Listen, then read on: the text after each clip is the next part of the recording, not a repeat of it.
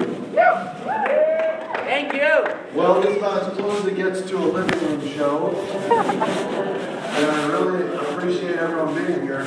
You know, I've got about as many books out there as solo albums. And they're all concocted in my living room. And so, this is really, if I could have you over, I probably would. I'll come down here once in a while. We'll just make it a celebration. So probably many of you are wondering, what was this show going to be like? I heard some of the music they were playing beforehand. It ain't going to be like that. But maybe you'll recognize some, and some you probably won't. Down in the holler, there's a throbbing town, a treasure trove that makes the world go round. Wednesday parents bring their legal papers and guns. Oh, darling, don't be afraid to run. When we came to settle here, we came to stay. Maybe raise a family, earn a decent wage. Now every public servant reeks of suspicion. So darling, don't be afraid to run. Darling, don't be afraid to run. And don't turn your back on the noonday sun. Someday redemption will wash everyone, but there's no telling when that day will come. So darling, don't be afraid to run.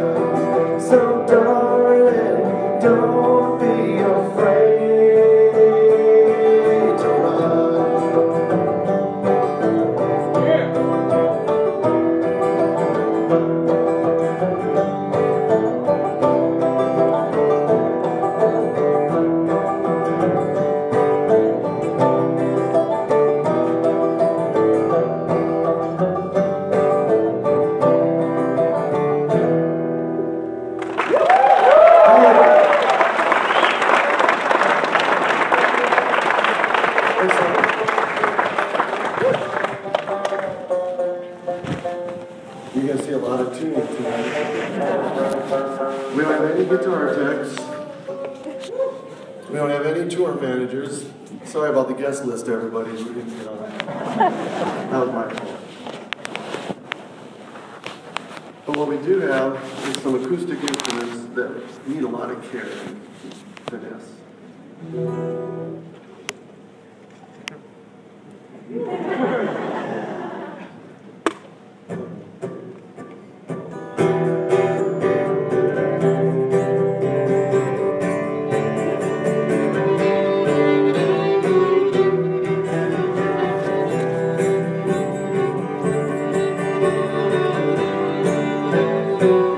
Heard a sermon from from a creaky pulpit with no one in the nave.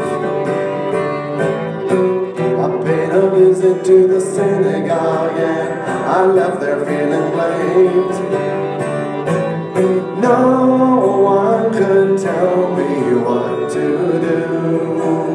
No one had the ability to answer me what the world needs now. Is some answers to our problem. We can't buy more time, 'cause our tender is invalid. If your soul needs love, you can't always have my pity. But it looks as though faith alone won't sustain us no more.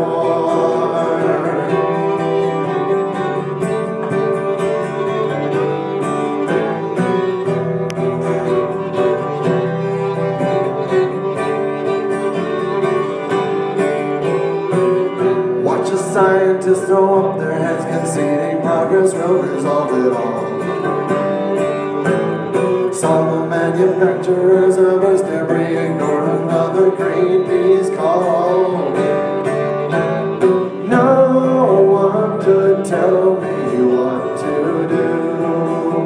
They have not the ability to answer me what the world needs now.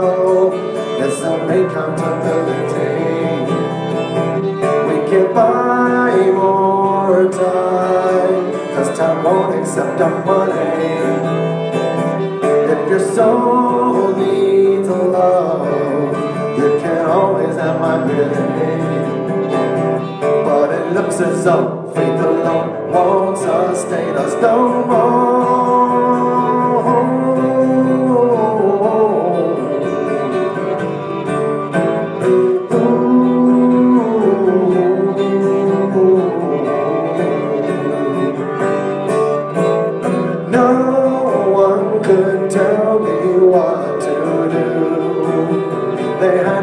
Capacity to answer me what the world needs now is some answers to our problems.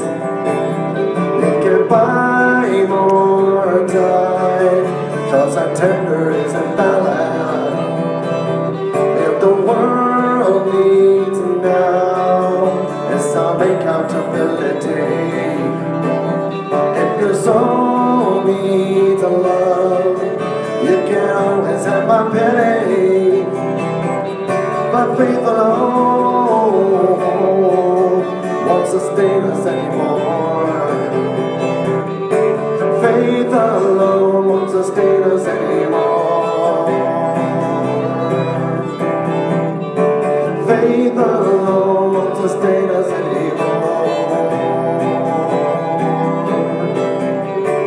Faith alone won't sustain us anymore.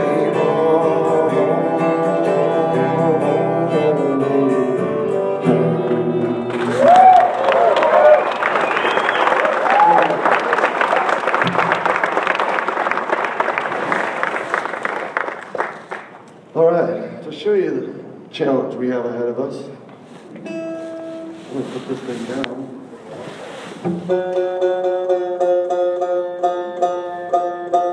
There are about 30 or 40 different banjo tunings.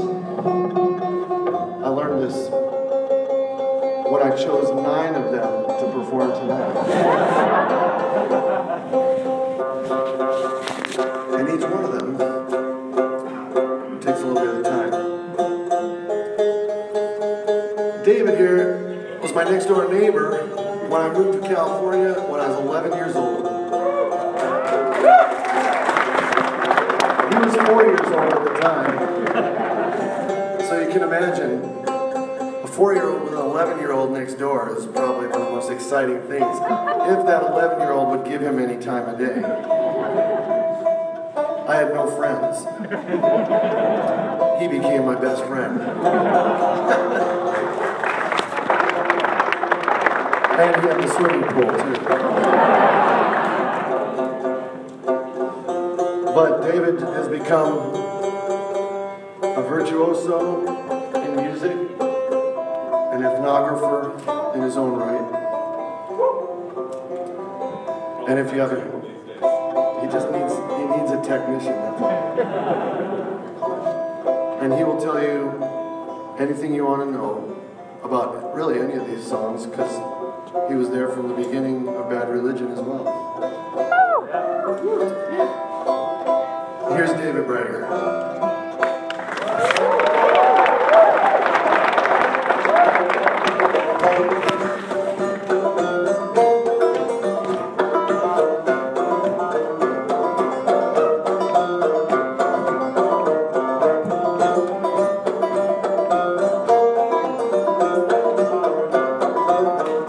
Come on, you good kind people, while I've got a story to lend. Tomorrow might be Monday, and I'll neither have a dollar nor a friend. When I got plenty of money, good people, my friends are all standing around. But as soon as my pocketbook is empty, not a dollar nor a friend can be found.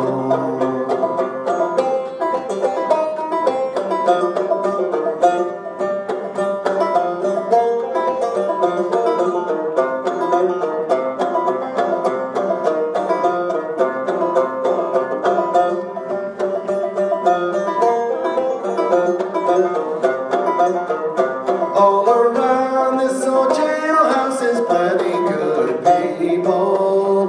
$40 won't pay my fines. Corn whiskey has surrounded my body, poor boy. Pretty women, they're troubling my mind. If I'd have listened to my mama, good people, I would not have been here today. But a drinking and a shooting and gambling, at home I cannot stay.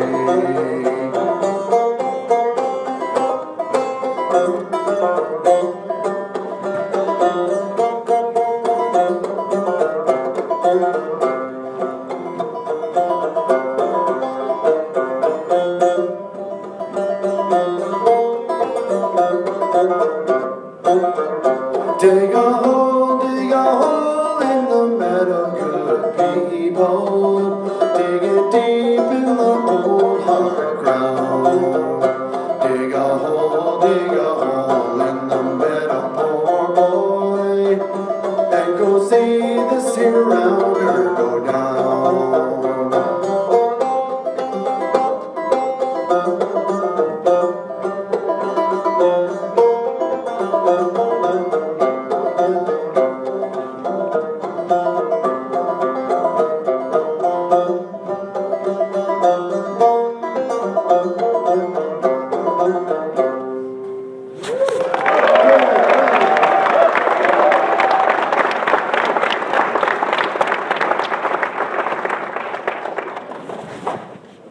Thanks, Dave. That's the only one he's going to be playing by himself. Now, we're going to be doing some old songs. I don't think we're doing any new ones. I have not written any songs for this performance. However, some of these go back a couple hundred years. It's real dramatic when I say I just don't know how old this one is. It goes way back. Then I tell you it's a Civil War song, and that should give us some framework for when it may have been written. Song about war, simply called The Two Soldiers.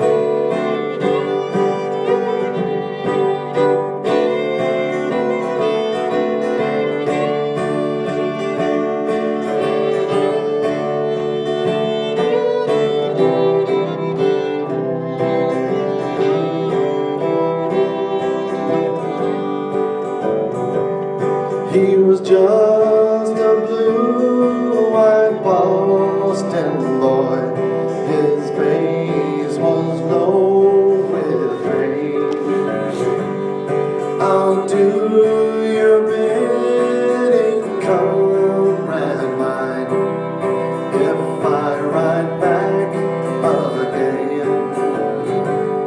But if you ride back and I am dead, you'll do the same for me.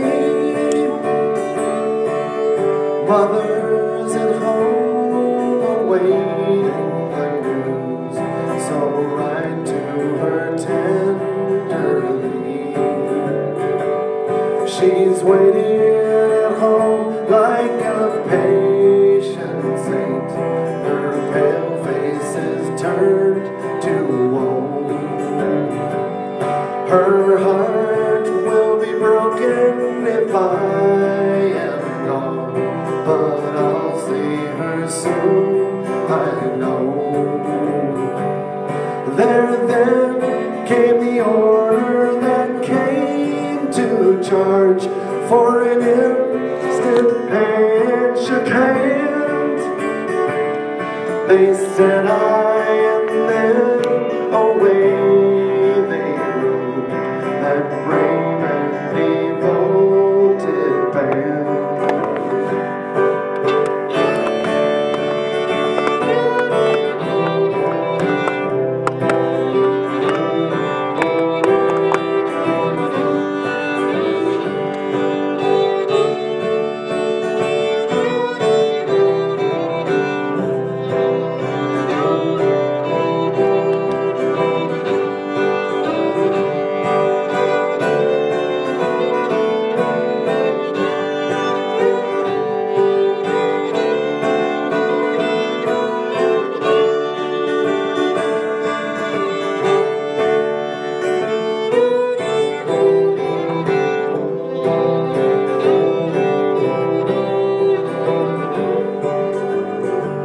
Straight was the ties to the top of the hill. The rebels did shock and shell. Plowed furrows of death through the toiling ranks, guarded them as they fell. There then came a terrible dying yell from heights you could not gain, and those who death had spared rode back so silently back again.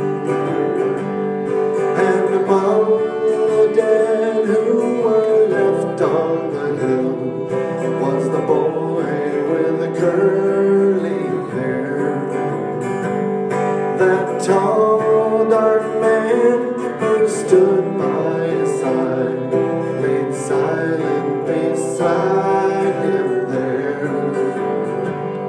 There was none to ride to the blue-eyed girl, the words her lover had said, and mother at home awaits the news, but she'll only know he's dead.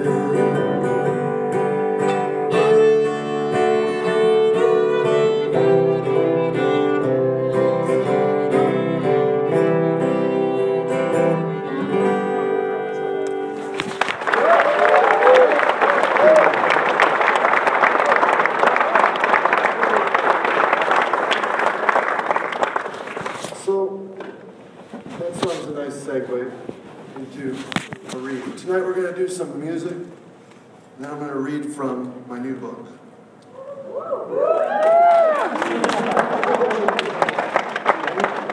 I hope you're still clapping after I read it. But as some of you may know, it's called Population Wars, and that song is a good segue into one of the chapters I'd like to read from.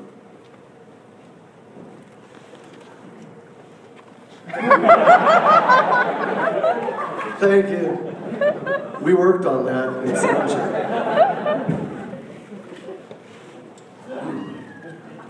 Now, as I said, that was a Civil War song, and A lot of people don't know this, but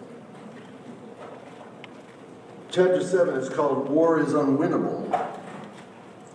And it starts off with an irony. America's most infamous war is the one we call civil. After its brutal conclusion, General William Tecumseh Sherman told the citizens of the United Republic in a speech to school kids that war is all hell. The chronology of American history is usually depicted as a sequence of these hellacious episodes. Just as the history of the biosphere is revealed by the fossil record, we trace our cultural inheritance by narratives of combat that interrupt periods of peace. Now, many narratives we use to explain our world are overly simplistic and therefore fundamentally flawed. Competition is one of them. We love the story that populations compete to the death, as in warfare, with the stronger one wiping out the weaker. Yet, as we've seen in this book, with populations as diverse as pipe-dwelling bacteria and the Iroquoian people of North America, this simply isn't true. Populations are rarely eradicated. Instead, they assimilate with larger populations or find a niche in which they can retain many of their traits and continue their way of life in an equilibrium of coexistence. Human wars, even though we try to justify them with ideology, are comparable to natural population phenomena. The European settlers of the New World frontier and the American Indians were acting in a way that would be familiar to any evolutionary biologist or natural historian. They came into conflict as natural resources became increasingly limited. Their home ranges expanded and, after much bloodshed and fighting, eventually found a functional equilibrium that allowed the populations to coexist. Now, this might be considered dysfunctional from the Indian perspective, but granted, all these populations were significantly changed by the conflict, and none of them was completely eradicated. The story of early American history is not one of conquerors and vanquished people, it's one of evolutionary transformation. That is to say, from both a biological and cultural perspective, assimilation of our species is evident. This assessment says nothing about the mistreatment of American Indians or of their displacement, all of which should be viewed with compassion and sympathy. What we should take from it, however, is that the biased view of a more advanced culture outcompeting or rubbing out a lesser one is not tenable. The understanding of assimilation requires a worldview that favors ongoing symbiosis over a definitive battle for existence, but that in itself is not enough. Another component is necessary: the environmental influence on commingling populations. Such a perspective leads us to reconsider radically how we can coexist with other humans and other species. To do so, we will have to accept that many of the ideologies we live by are flawed, and then replace them with more functional ones that allow us to engage with the populations that surround us while we try to alter the environment of our coexistence. Reassessing two dominant narratives provides a starting point. The idea of competitive struggle in populations began as a narrative device by Thomas Robert Malthus in 1798 to describe poverty and wealth in an increasingly industrialized society. His essay on the principle of population in 1798 treated food as a prize of sorts. His postulate was simple: as human numbers increase at an exponential rate, food production simply can't keep pace, and therefore a struggle for existence results among all individuals. Food, according to Malthus, is the primary limiting resource, and famine is a natural impediment or check on population growth. The human population, if left unchecked, would grow according to the exponential law of increase, while food can only increase at the arithmetical law of increase.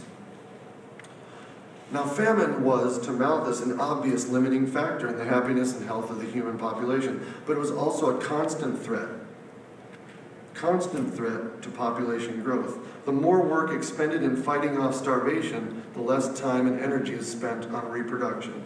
The theoretical framework of Malthus's essay is straightforward enough, and it makes perfect sense. It was, however, only the starting point for a much broader political polemic against the idea of charity for the poor. Now, Malthus's essay was criticized for 3 decades after its publication, yet competition remained out of the spotlight. Instead, critics focused on things like future improvement.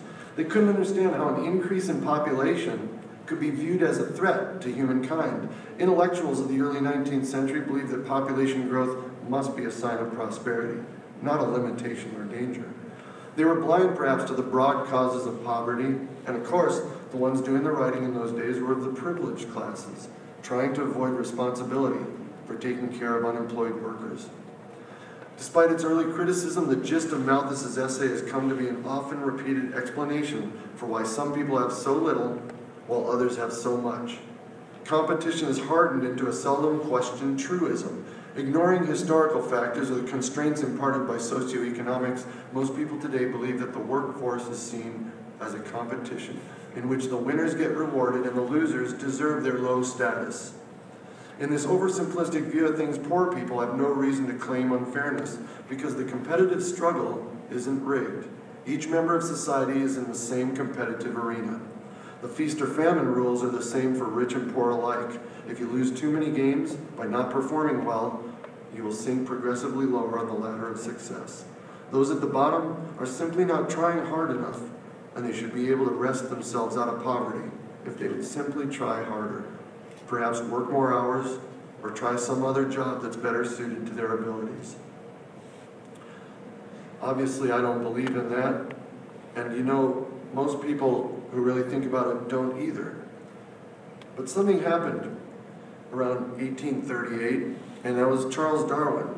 And Darwin read Malthus's essay, and after spending many years thinking about an explanation for diverse adaptations and distributions of plants and animals, he incorporated many of Malthus's ideas.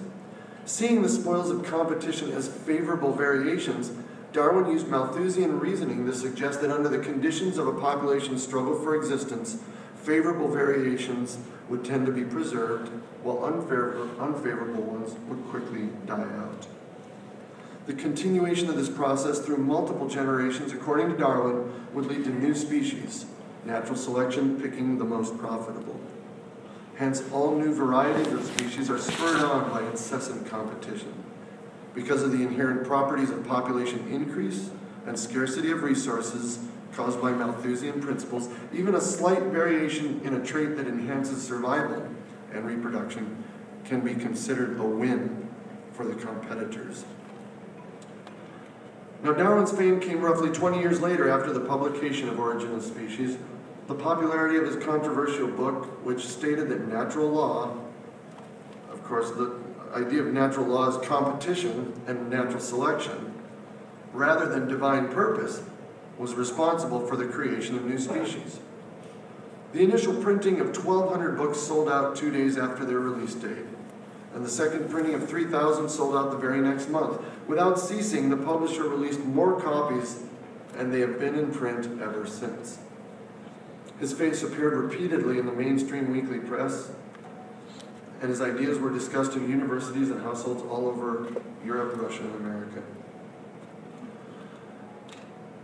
So it was Darwin's idea rather than his personality or actions that drove his renown. While it's well known that the idea of natural selection originated with insights from Malthus, less well known is the fact that Darwin helped to make Malthus famous in return.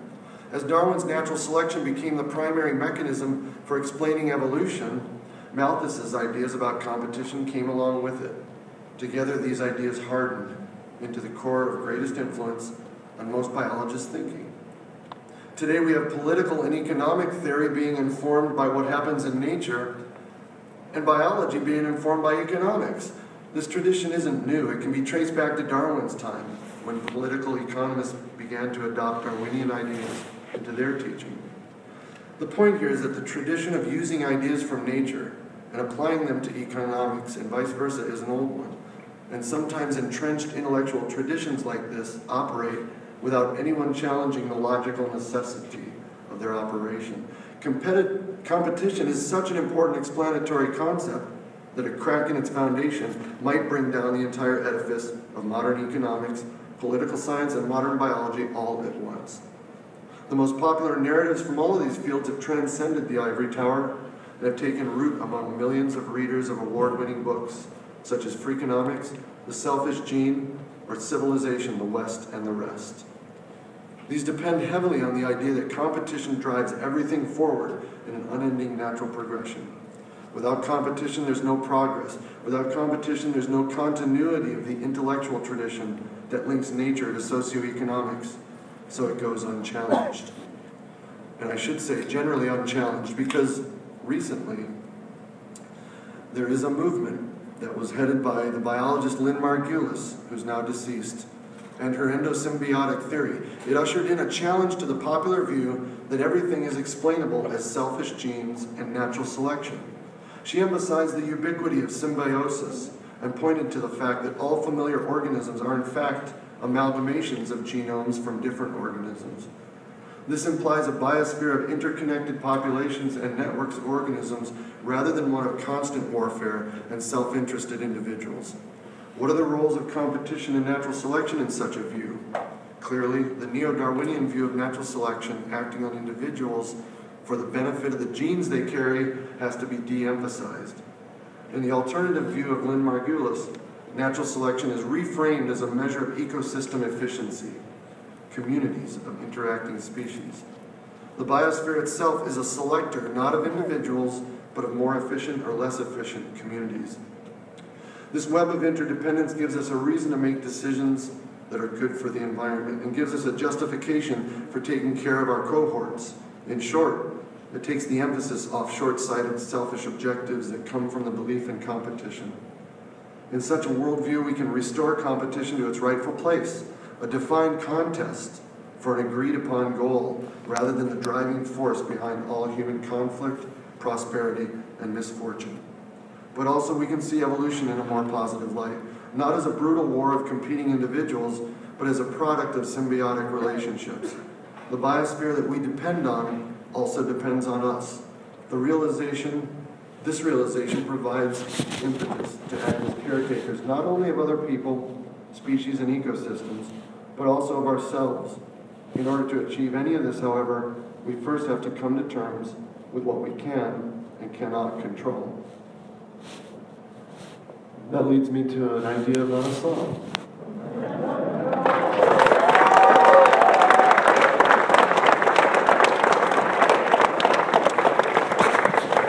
David's back.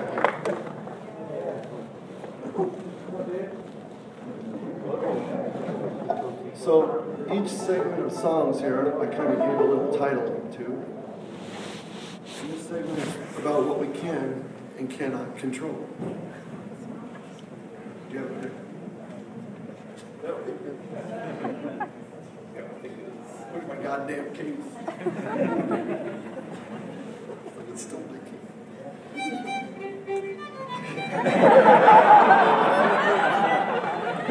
Alright, fine. What we can and cannot control requires a capo. On the second foot. This one's notoriously out of tune.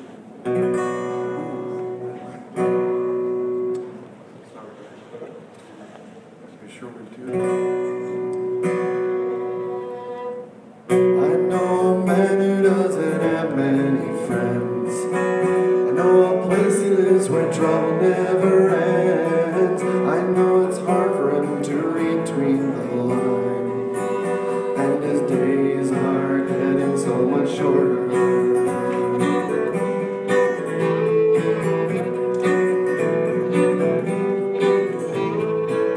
He simply turns away and dons a bitter frown. Crumbling, his ship's weighted down. I don't care as long as I can wear the crown.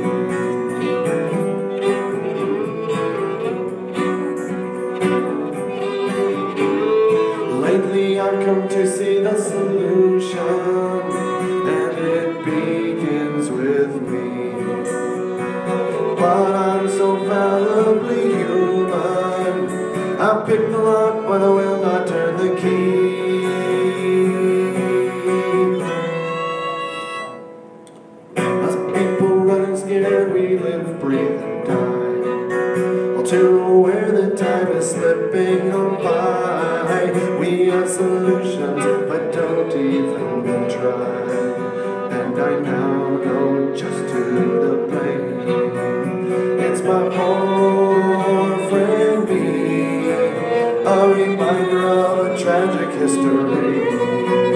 It's my poor friend me, and I'm running out of steam.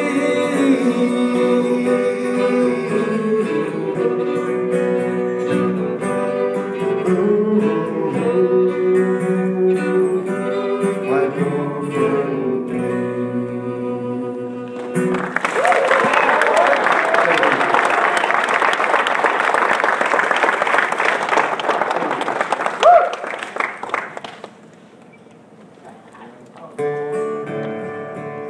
This one takes a little tuning time.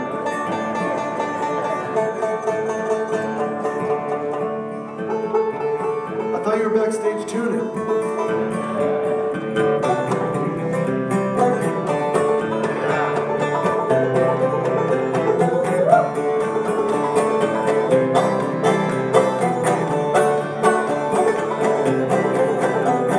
See, there's a girl who's afraid of the ones who stays at home. Also, a boy who seems so lost in his joy is all alone. The cameras on them, they're in the land of competition. Southern California air feeds them, and they know they're the best cause of the way they're dressed. You can bet you are not welcome in their home.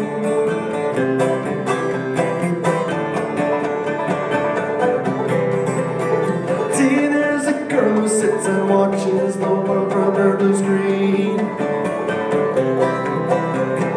Also, a boy who truly wants to destroy his hometown scene. They both want to travel to the land of competition. Southern California will destroy them, and they don't be the best. They'll be the posers who dress, and the plastic idiots who they copy.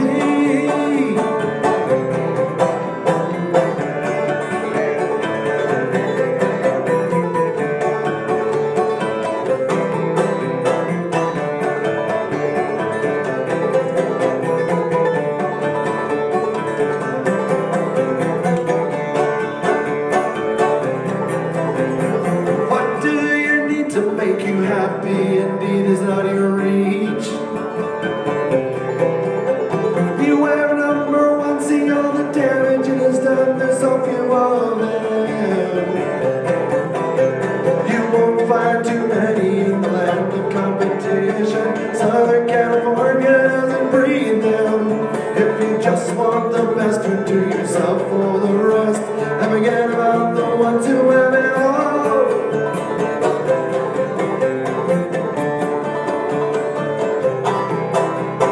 Careful of the ones who have it all. Forget about the ones who have it all. Be careful of the ones who have it all. Oh, yeah.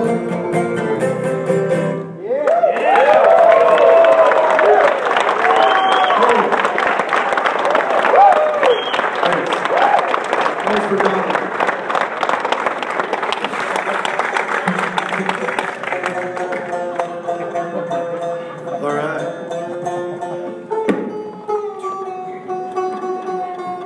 There went my tuner, so it doesn't matter. This thing is, unlike the banjo, a well-made guitar can stay in tune. It's probably in tune now.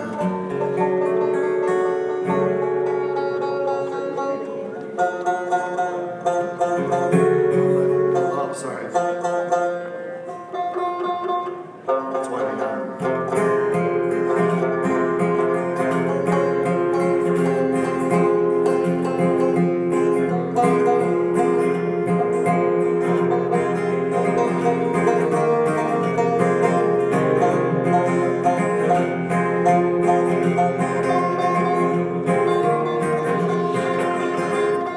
We tune because we care.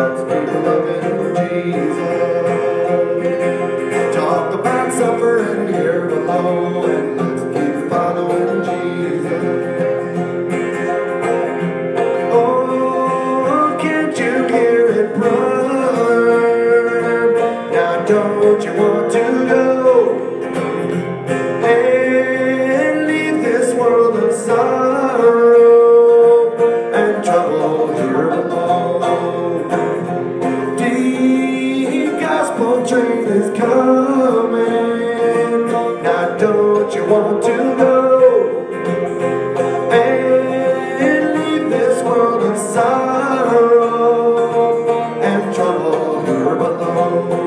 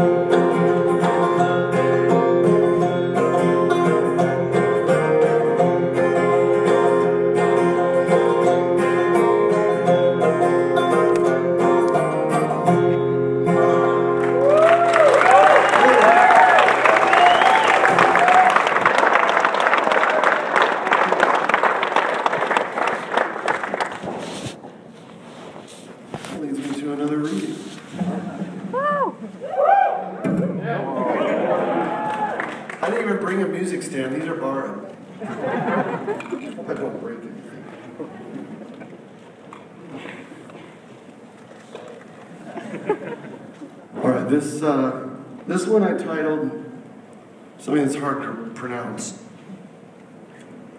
Rural Life.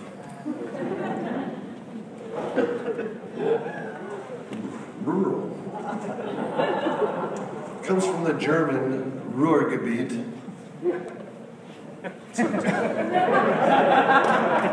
It might be true for all I know.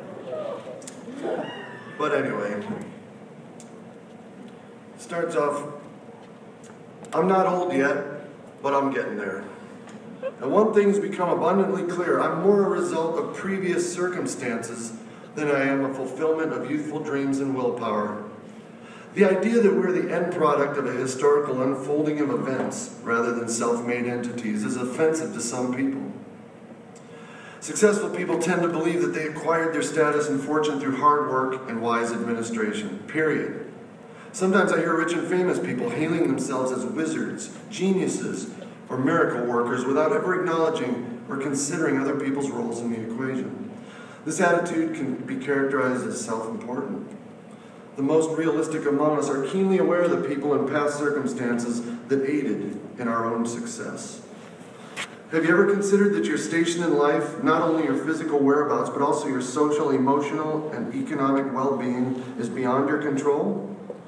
If you're like most people, this possibility sounds offensive, incomprehensible, and alien, simply because you're so confident that everything you have in life came from hard work and intelligence, and is therefore well-deserved. This book will perhaps help you see otherwise. When I consider my own journey, I think back to how I ended up living in a rural part of upstate New York. Sure, I came here for college, but I never thought I would stay. After all, my grade school was in Wisconsin, my high school was in Los Angeles, both places I loved that fulfilled me with a sense of modern American identity. And then I went to college at UCLA, only a few miles from Malibu Beach. Who would leave the social and climatological paradise of Los Angeles for the stark harshness of upstate New York? Since my professional career is centered in the entertainment industry, I've never really left Los Angeles. It's the headquarters for my musical identity, and I still spend a great deal of time there each year. But the latest chapters of my domestic life have, for a quarter of a century now, taken place in a region within a region, the southern tier of New York State, in Finger Lakes country. Most people would consider this area distinctly American. It's the land of cheddar cheese, apples, beer, hardwood lumber, forests, salmon, fishing, deer hunting, baseball, NASCAR, organic farms, and wineries by the score. But 300 years ago, upstate New York was British territory. The English monarchs governing from London made all decisions about village politics, farming practices, and relations with native peoples in the New York territories during the 17th and much of the 18th century. Upstate New York villages were laid out as old English hamlets were, a cluster of houses and shops surrounded by agricultural fields. Pre-colonial foundations still survive in the center of most villages, and these stone foundations would have supported the mill houses that were powered by the waterways that served as lifelines of the community. Before the English claimed it as their own, France made serious attempts to settle upstate New York as part of their effort to create New France. The French built numerous forts there, including Fort Niagara in 1678 and Fort St. Frederick in 1729. The decisions made by the kings of France during this time were geared towards establishing a permanent presence in the New World to facilitate three major goals: garnering the fur trade, planting Christian missions, and blocking English expansion in North America. Many Europeans came to America as workers on ships or builders of forts and ended up settling near these remote American redoubts. The French and English are usually introduced to American school kids as the vanquished French and the victorious forefathers, the English. But if we go back even farther, we will see that the French had predecessors who claimed this area as their own. This land was settled by Native Americans of the Iroquois Confederacy. In fact, when Europeans first visited upstate New York, the Iroquois League of Five Nations had well-established towns with buildings made of lumber, agricultural operations, trading enterprises, and fortifications. Though often on the move and relatively sparse in population, the Iroquois were the first people in New York to build houses, establish trails and roadways between towns, and clear fields for agriculture. They controlled the headwaters of all the most important water trade routes in the Northeast. In short, they were a well-organized nation before European explorers made contact with them. The historical trajectory from what has been called Iroquoia to modern America was not a sequence of extinction and replacement. None of the pre-existing populations of upstate New York were vanquished. Their descendants are still here today, and their numbers continue to increase, and their story gets ever more intriguing with each passing year. The cultural landscape is in fact a complex melange of past populations. Archaeologists continue to excavate Iroquois towns throughout the state, and many of today's major thoroughfares and state highways are paved over the ancient trails and trade routes of the Iroquois. Many modern agricultural fields in the region are still used for corn, as they were during the historical period of Iroquois life. This land of which I'm now a resident, therefore, is a mosaic of past events that have come together to form inescapably the historical fabric of every community in the upstate region. My adopted home contains the indelible stamp of previous populations that no longer predominate, but yet still persist. In many ways, this ad hoc unfolding of history is similar to my own story of wandering and settling down. I ended up here to pursue graduate studies, at least in part, because of a family tradition that favored land-grant universities. Cornell's the New York version of those types of schools, publicly funded, a wide breadth of general studies, and a liberal spirit of education for every citizen, no matter the race, economic background, or creed. Those were values that my family taught. The congressional acts that allowed those opportunities to be put in motion went far beyond my own family to previous circumstances that were set in motion long before I was born. And I came to appreciate the rural life after 30 years of living in various cities. I've been able to recapture a tradition that my grandparents enjoyed, living in small towns surrounded by rural landscapes. Today, thanks to modern technology, building materials, transportation, and the New York State electrical grid, my family and I can live deep in the heart of rural America with all the conveniences that modern life affords. Our house may be in the middle of an alfalfa field, surrounded by 35 acres of hardwood forest, but we still have a fiber optic internet connection. Many of my friends back in the city are jealous because they can't get fiber optic in their own city dwellings, because it's a newer technology and it requires a lot of infrastructural reconfiguration. In the country, however, there's plenty of space to put in new technology, and in the crowded city, it ain't so simple. Most of the space is already encumbered by cable wires of older technology, like from 2006. Now, I was born in Madison, Wisconsin, and within a couple of years settled into our family house, still occupied by my dad today, in a quiet neighborhood of Racine, Wisconsin. Like most suburban areas, every square inch of the landscape around my childhood house had been shaped by human hands. The street where I grew up playing touch football and baseball, it's just poured concrete underlain by a foot of crushed and sifted gravel. The curbs are smoothly shaped and molded by workers with tools that are now long obsolete. Each property is edged by a narrow strip of grass, bordering a perfectly straight stretch of sidewalk dotted by ornamental trees. By the time I was 11, I had moved with my mom to Los Angeles, California. Physiographically, the San Fernando Valley gave very little to the scene. Dominated by high surrounding mountains, LA is a patchwork of flat basins crammed with humanity. But the American dream of neat little houses and quaint vintage landscapes translates as perfectly as Southern California as it does back east. In every corner of our country, regardless of biome, tectonic setting, or natural history, the concept of creating a controllable refuge from wild nature persists. I have a love-hate relationship with the suburbs. I grew up in the suburbs, and they still feel like home to me. But I like the convenience of sidewalks and the closeness of neighbors, some of whom lived right next door and became lifelong friends.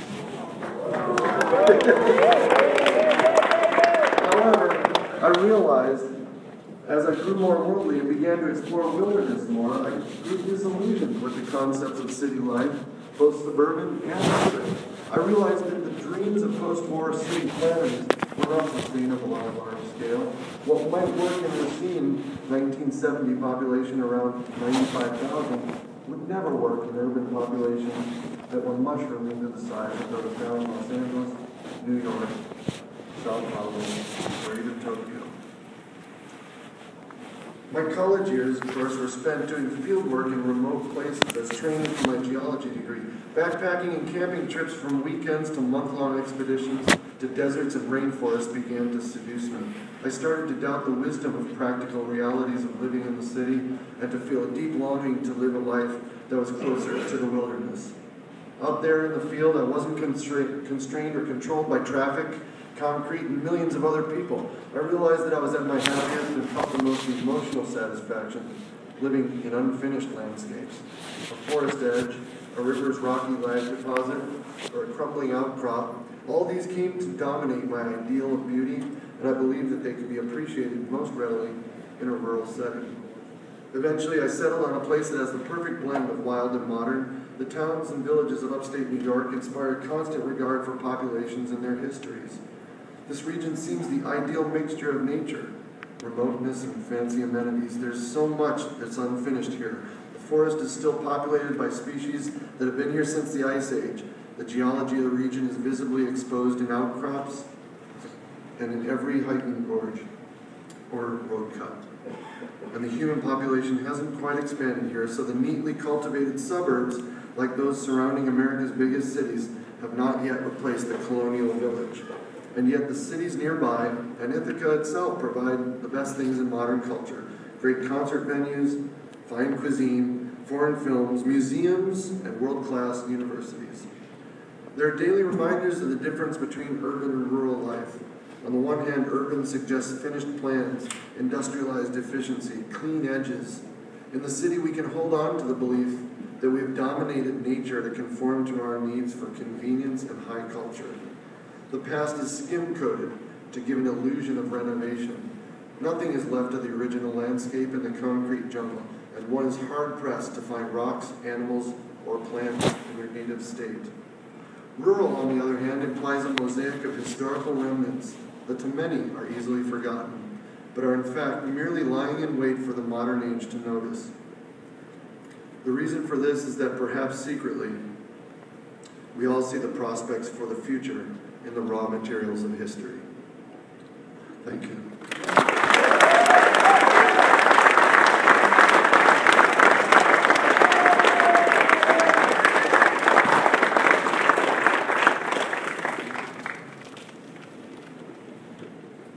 Well,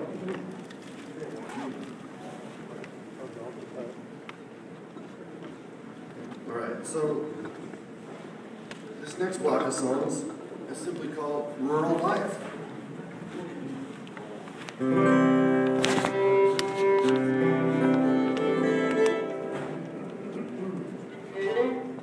I discovered something. This is only the third show we've done So I appreciate your scrutiny.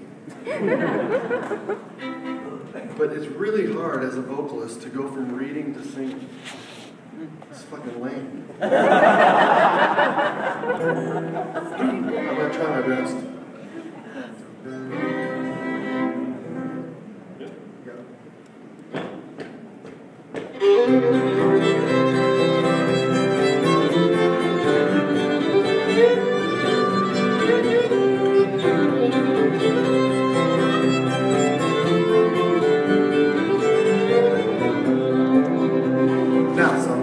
The summertime when they walk about, I prefer the meadow green and the treasure, there ain't no doubt.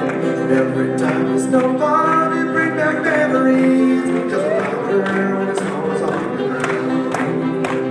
I traced the little footprints in the snow, I found little footprints in the snow.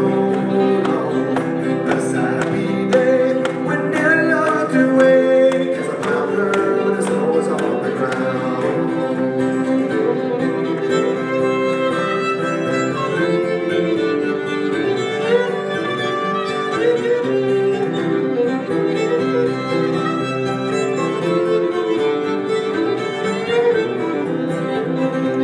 I dropped in to see her in her one big round moon. Mother said she just stepped out, won't be returning soon. Went out and I found her little footprints in the snow, and I found her when the snow was on the ground. I traced her little footprints in the snow, I found little footprints in the snow, Lord. Bless a happy day when Daddy lost away, cause I found her when the snow was on the ground.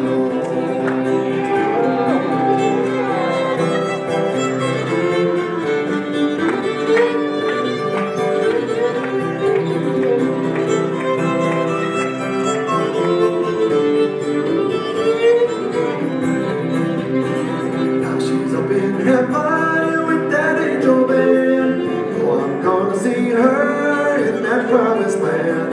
Every time the snow falls, it brings back memories, cause I found her when the snow was on the ground. I traced her little footprints in the snow, I found little footprints in the snow, Lord. Bless a happy day when Daddy lost away, cause I found her when the snow was on the ground.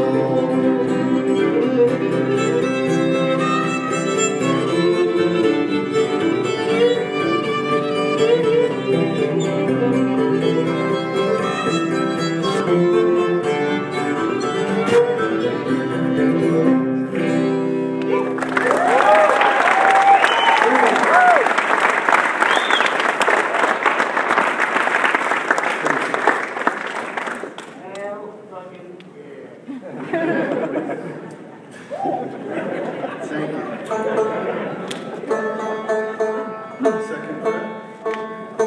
No, it's A, I think. Alright, this one goes back, this one really is romantic. Many of you probably already know this, but the banjo is an African instrument. We think of it as the most hillbilly of all things you could possibly pick up. But it's a rhythmic instrument. It's played more towards the head, isn't it? It's a drum head, actually.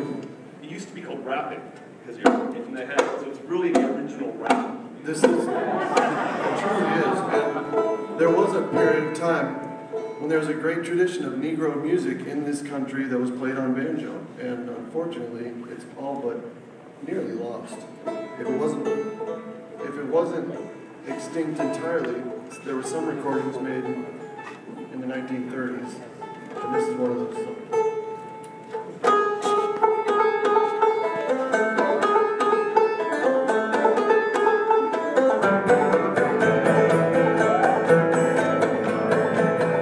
Build me a log cabin on the mountain, so high, so I can see my honey babe as she goes marching by. Oh, the cuckoo, she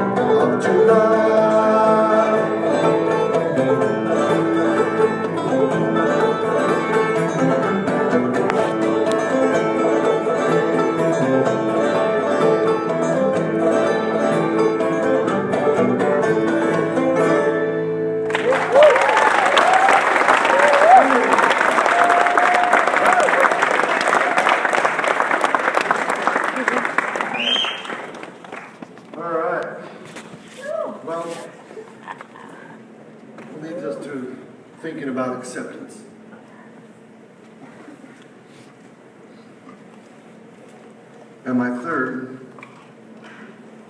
and final reading is from chapter 9, something that really the title goes back even before any of these songs were playing to written narratives, not sung narratives, to an old adage attributed to ancient Greece. Chapter 9 is called Know Thyself, Don't Lie to Thyself. Now, if human life isn't a neo-Darwinian competitive process in which the most worthy prosper, then what are we left with to explain our station in life? The other common explanation for human behavior is free will. Even though it might not be immediately obvious, much of the belief in free will has to do with enemies and evil and bad things that seem to be everywhere around us. As mentioned at the outset of the introduction, if we don't try to understand our enemies or the sources of bad things in the world, we immediately assume that they are to be vanquished and that they are different from us. Most people don't question that evil is something real. That is to say, they believe it exists, like an ethereal presence hovering over us. It's always threatening to settle into the dark crevices of our lives. The problem is that evil, hiding in out-of-the-way places, is not something empirical, but rather it's identified as the works of people who decide to do bad things. Most citizens believe that criminals, terrorists, and enemy nations deserve punishment or elimination from society since they exercise their free will by embracing evil rather than fighting against it or helping others. There's likewise an almost universal tendency among people, unless one is a philosopher, to believe that babies are born good and with the God-given free will that they can exercise to escape the seductive pull of evil in the world. Ethicists and parents alike use this kind of reasoning to raise moral children and define appropriate social behavior, but what should we believe about inappropriate behavior? That it's also caused by free will?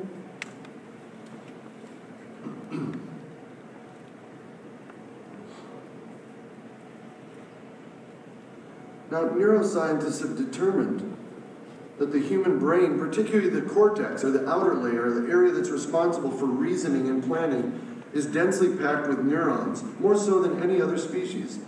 Humans, in fact, have far more neurons relative to body size than does any other organism. This means that one of our most important populations of cells exists between our ears as brain tissue. This population increased to its current size within the first few years after birth. Like all populations, this one too was subject to natural selection, and its individuals grew and formed connections to one another based on their state of activation during the experiences in the life of the host organism. These experiences ranged from eating and talking to more traumatic ones like falling and fighting. How we process each moment now is heavily biased by those experiences. In fact, how we perceive momentary stimuli, our joys and sorrows, memories and ambitions, sense of identity and free will are no more than the behavior of a vast assembly of nerve cells and their associated molecules.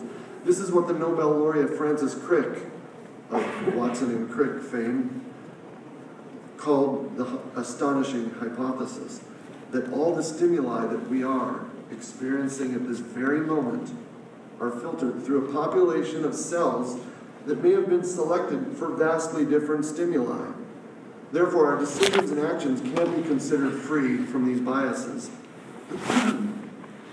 If we accept the findings of neuroscience, we have to conclude that our behaviors are due to these neurons and their connections in the brain. Far more connections are produced at birth than are actually needed to sense and process external and motor stimuli. As a youngster develops, the experiences she encounters have an effect on these connections. The redundant ones and the ones that don't participate in any of her experiences are eliminated. The ones that participate and aid in her success in navigating the environment, persist and therefore are selected. I'd suggest, therefore, that there's not only very little room to make a materialistic-based argument for free will, but that it's actually worth questioning the very existence of anything like free will. What you believe about your purpose and direction in life is governed more by the circumstances and history of your population than it is by your own will to act freely. I recognize that this is a universally unpopular idea. Nearly everyone across the intellectual spectrum, from the most liberal philosopher to the most rigidly conservative theologian, is wedded to the idea that free will is important. Most people seem to want to believe that humans are unique and autonomous, that we determine our own fates, and that our good choices and the resulting happy outcomes are the results of our superior abilities and good choices. The other possibility, that the rough trajectories of our lives have already been set in motion before we are born, that some of us are dealt good hands and some are bad hands, is at odds with the most people's cherished beliefs. I believe that the idea of free will is pleasing to most because it allows us to take ownership of our successes and neatly blame others' failures on poor personal choices. Perhaps most germane to our discussion, the idea of free will allows us to justify our desire to vanquish other people. The existence of evil is manifest in people who do evil things, and they are therefore our enemies. It's very easy to transfer blame for those individual misdeeds by criminals or terrorists, for instance, to their entire population. Human warfare in this instance stems from an idea grounded in theology that has no basis in materialistic science or modern understanding of human behavior. Your political and cultural tastes were most likely set in motion by your parents or by the social milieu in which you grew up. You may have chosen to react against your upbringing, but that reaction is no more free will than falling in line with it. Just as with the idea that life is a competition, what we perceive as free will can be boiled down to the common human foibles of self-importance and hubris. When we give historical circumstance its fair due, we get a clearer picture of how we came to our present situation. So if our lives aren't merely guided by competition or by free will or by some benevolent deity, what guides us through the maze of life? Populations profoundly drive the path we take, those that compose us, those to which we belong, and those with which we come into contact. I understand the sensitivity that people feel when they hear philosophers discuss free will and determinism.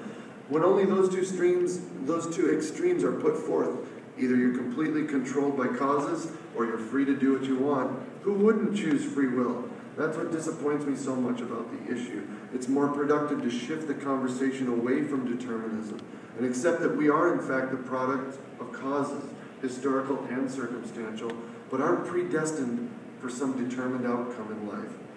Through an awareness of causes, of all of our actions and position in life, we can actually make informed choices to some degree, if we care to, and change the course of our lives. It's this hopeful view based on the rejection of the idea of free will that can help us become better stewards of ourselves, and, if this point is amplified through teaching, of the entire population. There is furthermore another population effect that the rejection of free will might accomplish. Doing so would bring with it the evaporation of the mythos of evil. The moment you stop using free will as justification for punishment, your understanding of evil changes. No longer are other groups judged in relation to absolutist ideas of right and wrong. Perhaps most important, if you reject free will, you're instead forced to focus your attention on the historical and immediate circumstances of populations. And those are empirical facts that can be collected and treated scientifically. What's right for one population in time and space might not apply to another. The judgment of right and wrong is relative to the population in question.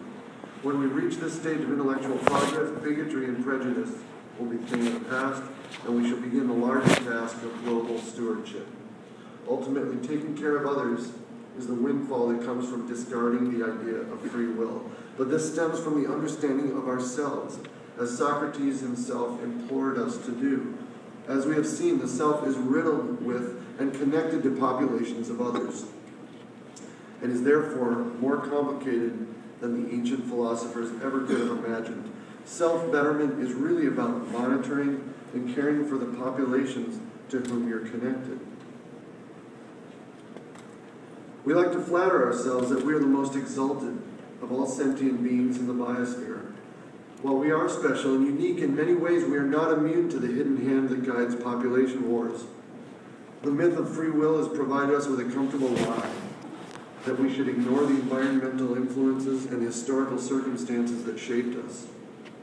The fallout from this ignorance is that there's no generally agreed upon understanding of human nature, and therefore we can't hope to produce an agreeable agenda about what's best for the maintenance of our species. In order to be stewards of the biosphere, natural history has to be placed at the forefront of a scientific education. Part of this agenda requires a strong emphasis on learning and teaching about the self, not as a standalone free entity, but rather as the nexus of activity for other organisms that are crucially important for our happiness and survival. Amen, brother. Thank you.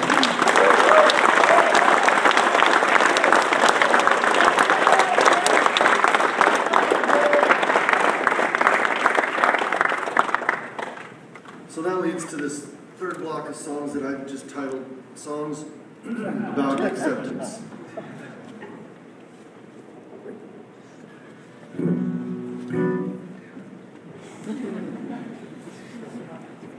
Ironing it out.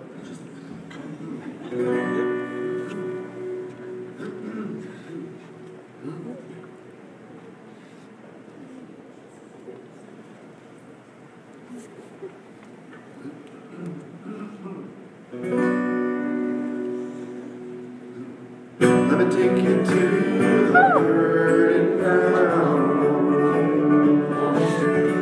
where all good men are trampled down, just to settle a bet that could not be won, between a prideful father and his son. Won't you guide me now, for I can't see the reason for the suffering and this long misery. What if every living soul could be upright and strong? Well, then I do imagine there will be sorrow, there will be sorrow, and there will be sorrow no more.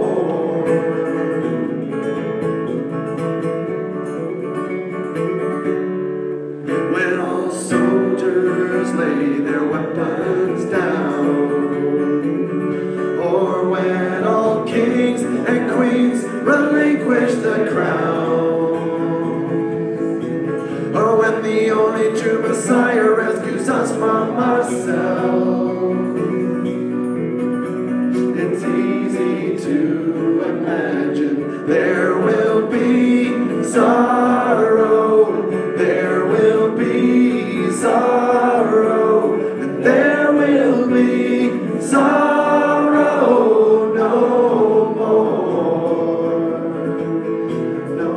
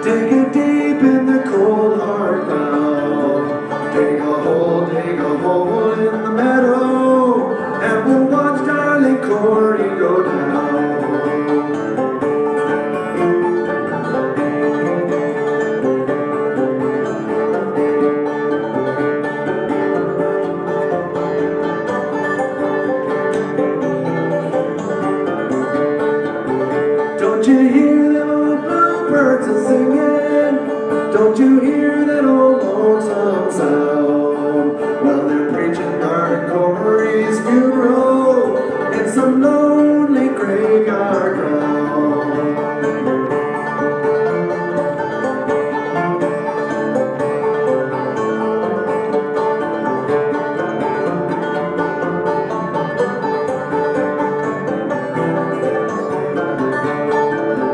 Well, wake up, darling Corey, and go fetch me my gun. Now I ain't no man for trouble, but I'll die before I run.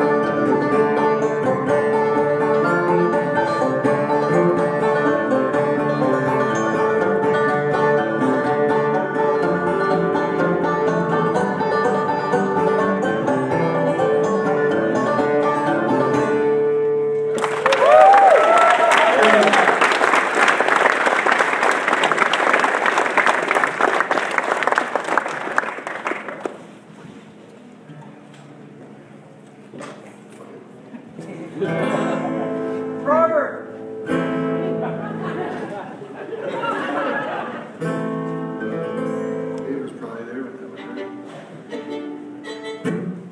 All right.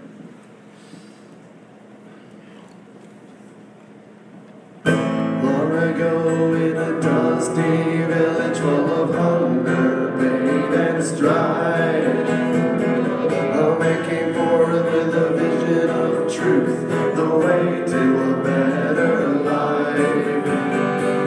He was convinced he had the answer, and he compelled people to follow along. But the hunger never vanished, the man was banished, and the village dried up and died. At a time when wise men peered through brass tubes towards the sky, the heavens changed in predictable ways, and one man was able to fly. Then he had thought he found the answer, and he was quick to write his revelation. But as they were scrutinized in his colleagues' eyes, the man became a mockery. Don't tell me about the answer, 'cause then another one will come along soon. I don't believe you have the answer, I have got ideas too. But if you've got enough to have any, and you've got conviction, the answer is perfect for you. And urban sprawl sits choking on its discharge, overwhelmed by industry, searching for a modern day savior from another place, inclined or charity. Everyone begging for an answer without regard to validity. The searching never ends, it goes on and on and on for eternity.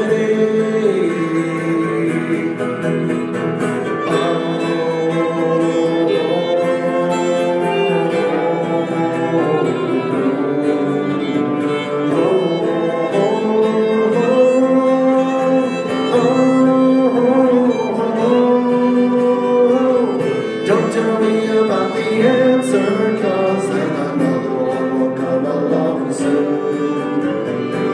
I don't believe you have the answer, I've got ideas too. But if you've got enough to have a leap, and you've got conviction, the answer is perfect for you. The answer is perfect for you.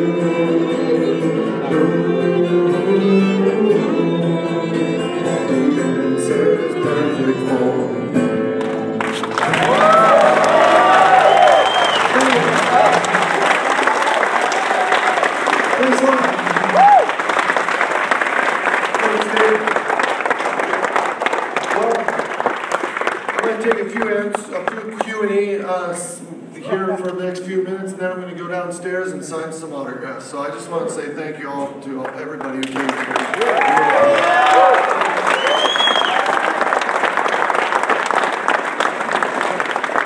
If anybody has any questions,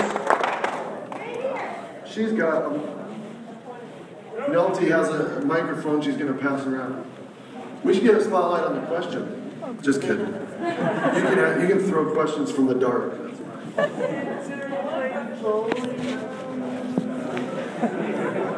Is that thing working? Hey Greg, how's it going? Pretty good, yourself? Can everybody hear the question? Yeah. Cool. I've been a big fan a long time. Just wanted to say thank you for coming out here. This has been a tremendous experience. I'm sure I appreciate a lot that. of us can agree Thank on you. that. It's new for all of us. I just want to say thank you for the music, and without it, I don't know that I could be here. I'm sure there's a lot of other people in this room that could probably say something pretty similar. I appreciate The that. question coming up though is, you know, we have the election coming up next year. There's a lot of candidates out there, all different kinds. People. I was just wondering if there's a candidate that you have, kind of, that you're backing a little bit more than others. A little bit, leaning a little bit, Yeah, leaning a little bit more one way. Donald Trump. Because he's unelectable. Otherwise, I'd really be favorable for him. No, when it comes to elections, like especially presidential elections, I've got a philosophy, which is really boring. You know, it's because I really like the things that Bernie is saying. However, I don't have a short memory. You know, I'm getting old, and I remember how elections slipped away in the past, and I worry about that happening again. And because of that, I end up moderating towards or leaning more towards the mainstream, which is the opposite of my entire life's being. And that's because I think, sadly, the political system in this country is so ridiculous that we have to choose the lesser of two evils. And so, who's the lesser of two evils is really your question. Donald Trump. No. I'm actually, if anyone cares, I'm probably going to end up voting for Hillary if she gets the nomination. Well, obviously, if Bernie gets the nomination, I'll vote for Bernie. But you, young woman, are saying that Hillary might not get the nomination? Well, you're just being a pragmatist. You don't go with your heart. Go with your heart.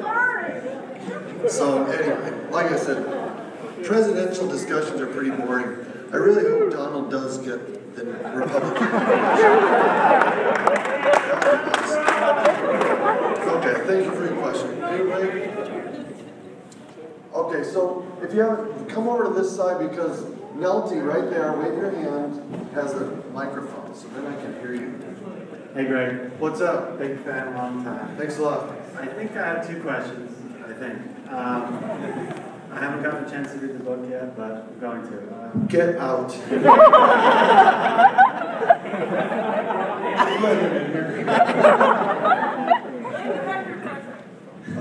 Can you sign my arm or something? So, on this idea that, you know, evolution, we're not necessarily in competition with one another, but, you know, a lot of people talk about evolution working on different scales, right? Community scales and nation states and different scales. Could it be that we're some Gaia superorganism working together, that maybe there's some sort of, we should be, and that maybe there is a, you know, a natural bias towards the whole population working towards some sort of efficient use of resources, and is that what you're getting at? And my second question. Yes. No, actually, if you do end up reading the book, you'll see, even though I stopped short of a Gaia hypothesis, the scientist I mentioned, Lynn Margulis, actually really favored Lovelock, and you know, he was a brilliant scientist, but he ventured into science fiction a little bit. But the truth is, what I get at in the book is that there probably will become more or less efficient systems, and I think when I say will become, it will become a more standard way of teaching evolution. So, did you say you have 2 questions? I think so, yeah, and I think that leads into my second question. Have you heard of constructal theory? No. It's a kind of thermodynamic efficiency kind of theory that crosses between living and non-living, and sort of the same kind of... Life after death? All about efficiency, that design comes from efficiency. Yeah, I mean, there's millions of things I haven't heard of. You know, this is a worldview book, and I'm promoting a worldview, and it's something that I think it's a worldview that deserves to be at least given a fair shake. But there are plenty of scientists more brilliant and more popular even that have their own worldviews as well. So I don't ever mean to belittle anyone's ideas, but a lot of those, especially physicists, no offense, you're supposed to, like, if you're a scientist, you're supposed to say, yeah, physicists, you know, I did great in physics. Most biologists I know did not do good in physics. So I don't feel bad saying that a lot of the theoretical physics and things like that are very hard to explain to the general public. And because of that, I think it doesn't mean they're not accurate, it doesn't mean they're not right, but trying to get people behind it is a challenge. And science communicators back off from that kind of stuff because of that. But thanks for the question, I do appreciate it. Thank you. I think Sam Harris maybe mirrors some of your views on free will. But other than that, I'm curious if Peter Kropotkin came into play with mutual aid and his views on mutual aid as a factor in evolution. Yeah, well, Kropotkin I've read a little bit of, I have to be aware of him, but again, that was a fringe idea, and there's a whole bunch of evolutionary theorists, particularly in the early part of the 1900s, before the evolutionary synthesis, which is technical. The evolutionary synthesis occurred in the 30s and 40s. And that's when the natural selection became hardened as a way of looking at things. And Kropotkin came before that, along with Henry Bergson and a lot of philosophers who used biology and envisioned that ever-increasing efficiency would lead to some omega point or some, perfect evolutionary ideal exhibited by humans. And those were really interesting theories. And Kropotkin I put in with that stuff, but they never came to fruition.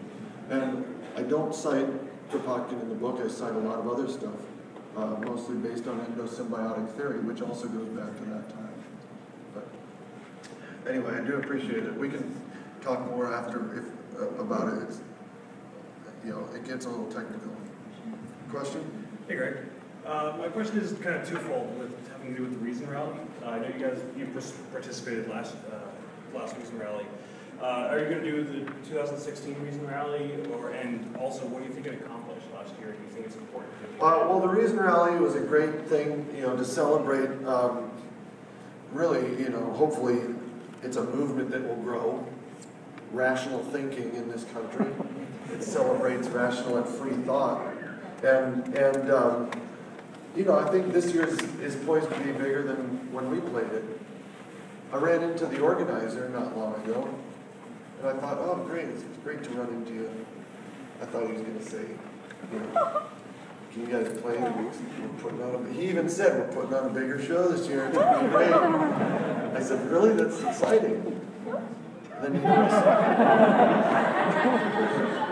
you know what his next line was? Give me money. Do you have Eddie Vedder's phone number? So that was like, no, you're not playing. So I don't know. Well, he hasn't asked us yet, so we'd really enjoy it. And what did it accomplish? Well, it was a great event, so hopefully it established a tradition. Thank you. Thanks. Yes. What does Grant Graffin do? Your brother. Isn't that a little bit personal? I tried doing some research and I read the first one. I just imagine in my mind that he has some boring office job. So. How can you,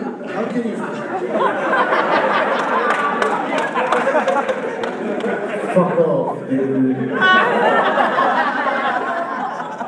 no, that's a, look, it's a real pain in the ass when people just look up shit about you. Like, you probably, if I knew your name, I wouldn't waste the time, but the truth of the matter is, my brother, now everyone knows his goddamn name, thanks to you, does not want any of this. And what he does is his own business. It's real private, so, you know. Anyway, he's my brother. I love him dearly. And if we were just talking one-on-one, and you ran into him, like you're, you know, in person, I would really love to, you know, give you information about him, but I'm not going to do that. But I do thank you for one of the strangest questions I've ever had. It's all in good jest. I don't mind it, but I ain't going to give you anything on my brother. Question? Greg, I got the microphone. Oh, Jesus. You're the fucking greatest band, lead singer, fucking ever heard. Fuck that guy. No, that's okay. God bless. Bless science, bless. In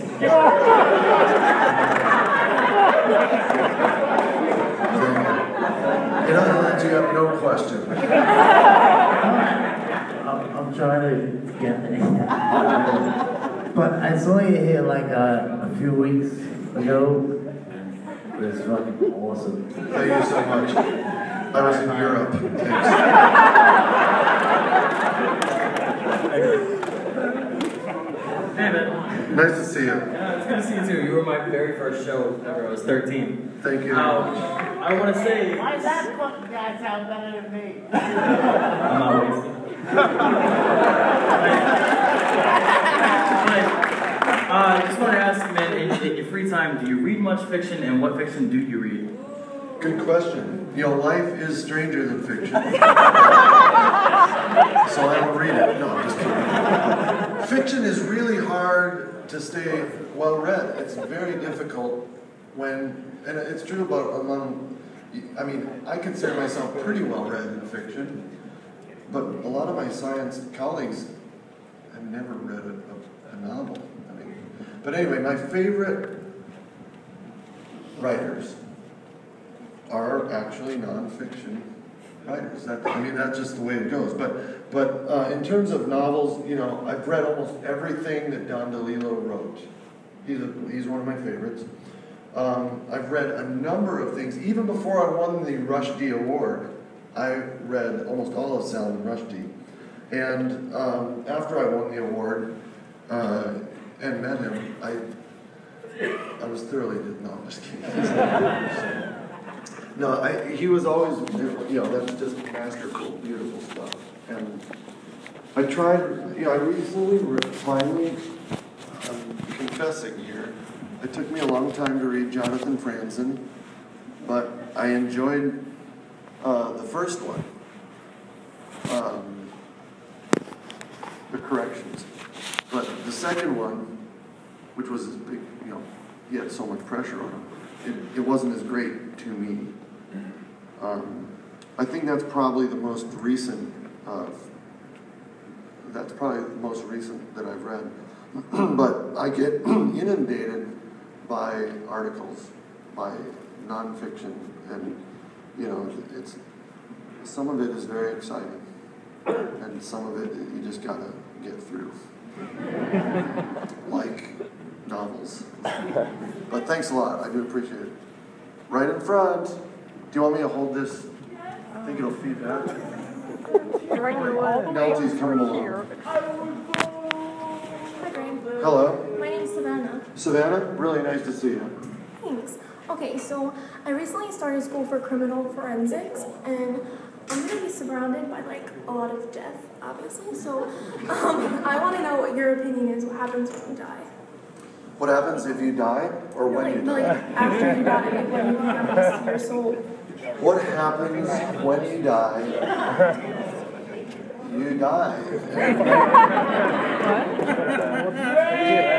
Yesterday, someone asked me yesterday the same question. So it's almost as if, you know, if you comment on what happens to species and comment on evolution, that somehow you have an opinion on, or some kind of scientific information about what happens when you die. But I really think none of us know.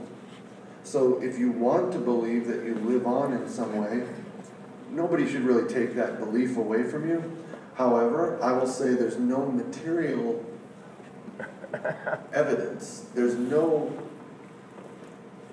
nothing from hundreds of years of studying organisms that could lead us to believe that there's any kind of soul or spirit that lives on, because there's no evidence that that exists. So I've always said the best we can hope for, which is actually pretty damn good, is that your spirit or your soul is actually manifest in what you do while you're alive. Hell yeah. If you were a good person and you touched people in a positive way, they will remember you. It might just be your family, it might just be your friends, but they will remember you in a fond light, and they will pass on your memory to future generations. But if you live your life as an asshole, you will be dead, and your memory will be dead. But that's about as close as I can get to living the soul and spirit. Thank you. Do you have a question? No, what did you, I didn't hear you. You want something from me?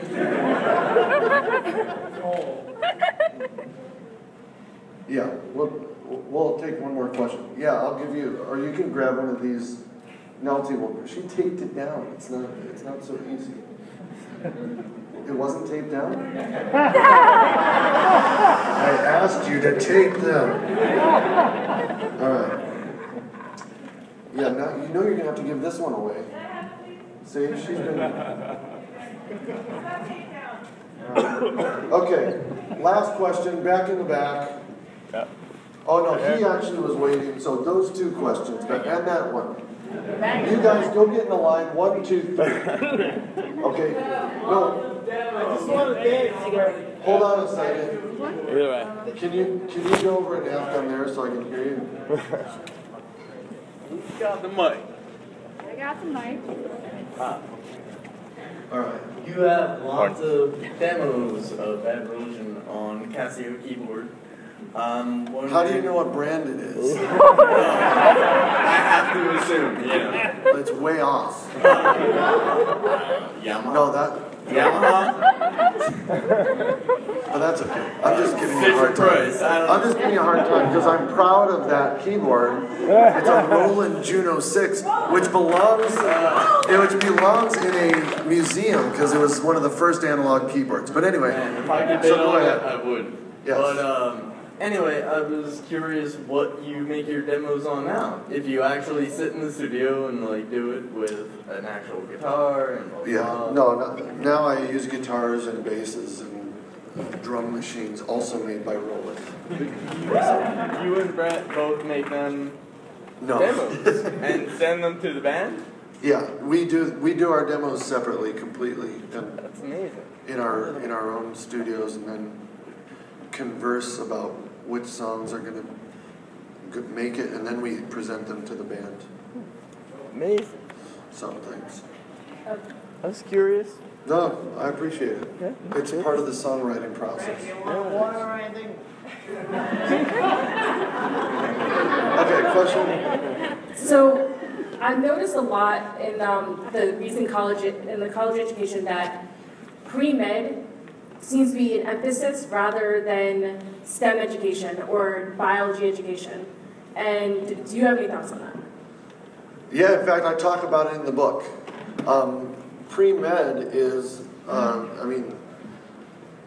I came from a lot of teaching at big universities, and I'm trying to teach what I think is the fundamentals of biology, but most of the students, because it's in a big biology department, are going to go on to be doctors.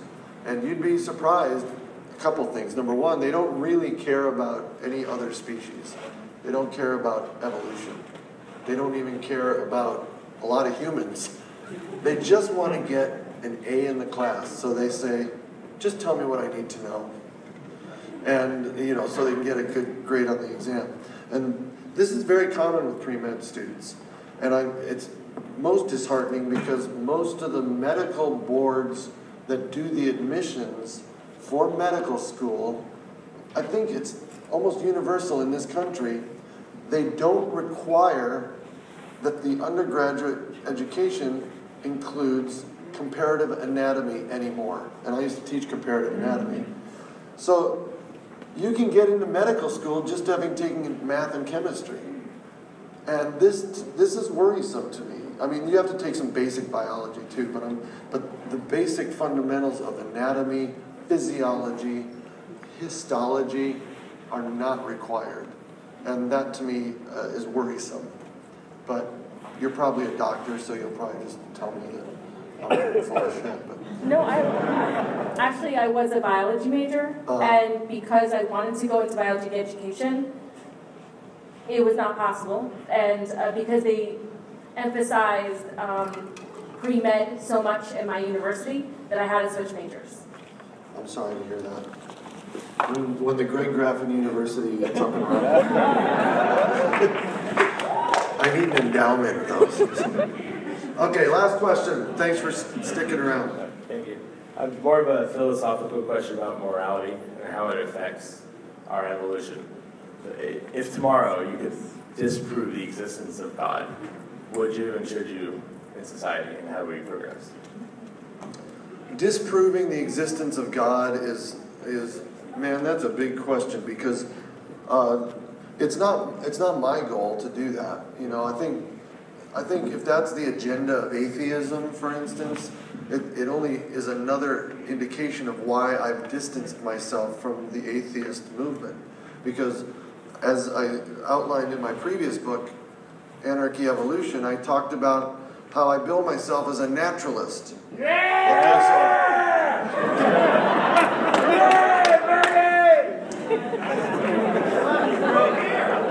gotta have a drunk guy in every crowd.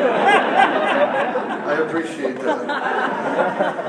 But disproving the existence of God is not something I'm interested in. So you're saying, you're actually asking theoretically. As a philosophical question they ask you in school, would you, because of how people would react? In other words, would it be immoral?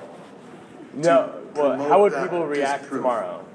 How would people react? I think they'd react the exact same. You know why? Because we've proved so many things. I mean, some people still don't believe that smoking causes cancer, but we still got smokers, all right? Some people don't believe that the environment that the earth is heating up, but the thermometers sure say so.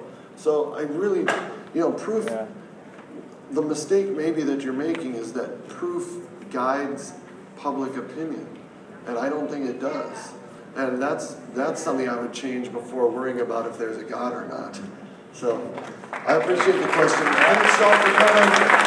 I'll be downstairs if I can see anybody down there. I will. Thank you.